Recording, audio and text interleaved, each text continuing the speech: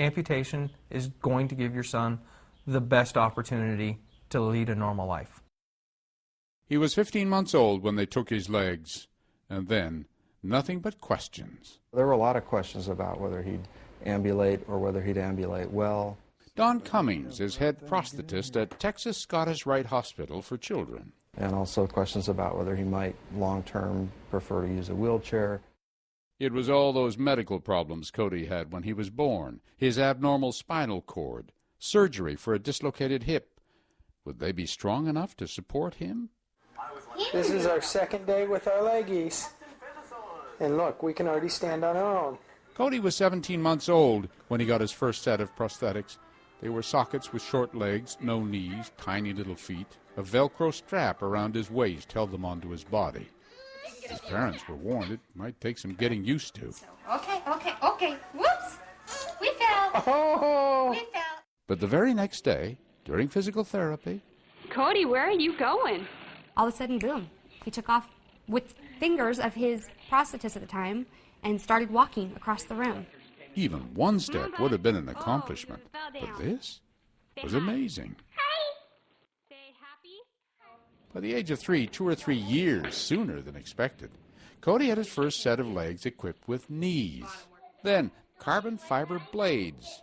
A mini Blade Runner at age 5, the youngest the hospital had ever fitted a child for running legs.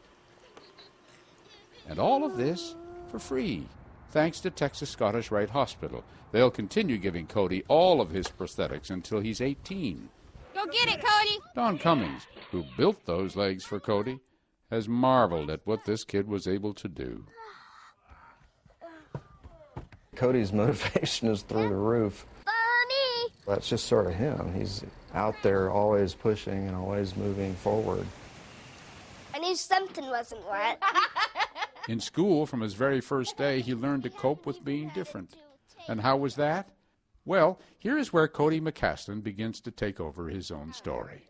At the beginning of the school year, they start asking a few questions. Like what?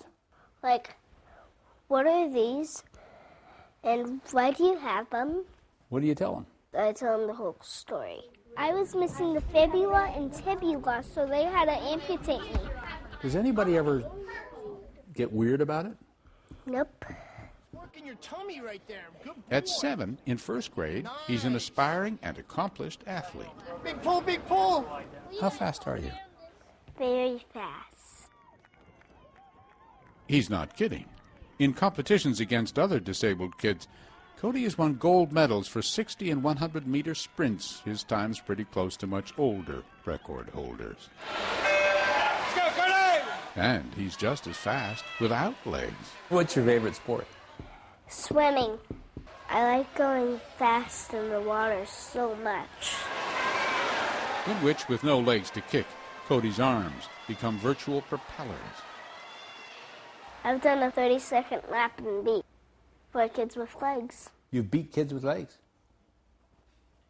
How does that feel? Happy. I said, I want to meet this kid. Pretty soon people began to hear about Cody. People like NASCAR driver Jeff Gordon, who just happens to be one of Cody's heroes. He won the race last weekend. Thus, the leg decoration. Those flames, a picture of the race car, the number 24. Gordon, it turns out, has a foundation that supports medical research for children.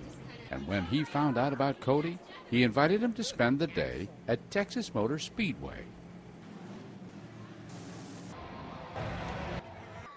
I was just blown away. I mean, Cody, in my book, is a true hero. I mean, he's out there wanting to make a difference in other people's lives. Follow me! And how does a legless 7-year-old do that? I hear you make speeches. Uh-huh. I'm a spokesperson for challenged athletes. The Challenged Athletes Foundation discovered Cody as well.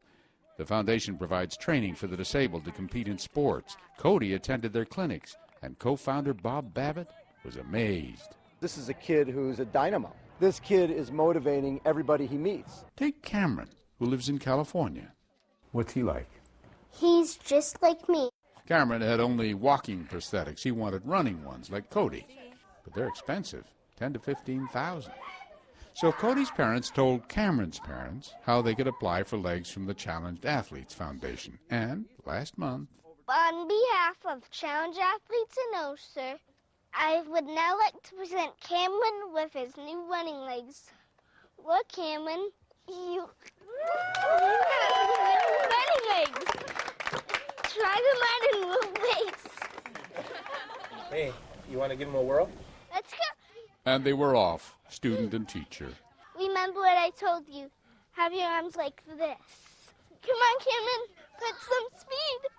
There you go, buddy. The more you do it, the more faster you'll get.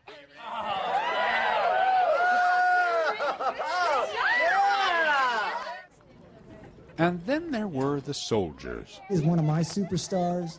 He's gone and visited the soldiers in the hospital. He is an incredible young man. Come on up, here's superstar Cody. It was through Challenged Athletes that Cody started meeting wounded soldiers, showing them life can be good in spite of everything. Sports and my running feet allow me to do everything I want to do. So good luck in your race tomorrow, and I'll be cheering for all of you. Awesome. Thanks, Cody. How you doing? You think you helped them? Yes.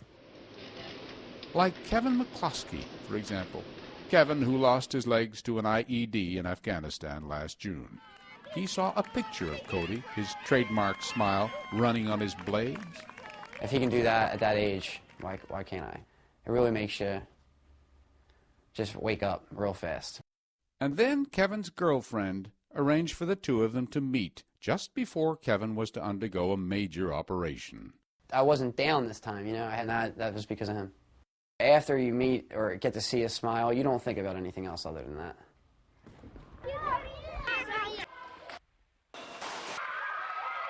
People, they need to have examples. Here's an example. Here's Cody. He's running. He's doing anything he wants. There's absolutely no limits to what he can accomplish, which means there's no limits to what you can accomplish. There's a lot to be learned from him, and I think he's still out there teaching. And I think for being 7, he's accomplished quite a bit.